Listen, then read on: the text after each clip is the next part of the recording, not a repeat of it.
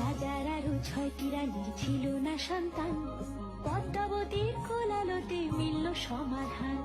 বছর যেতে জন্ম নিল 7 ছেলে 1 মেয়ে, হায় খুশির আকাশ হঠাৎ কালো মেঘে গেল ছেয়ে।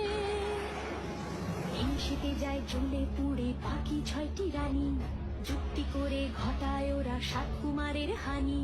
সুযোগ মতো 7 ছেলেকে মাটিতে দেয় পুঁতে, বাঁচে একা পারুল ওরা পায় না তাকে ছুতে।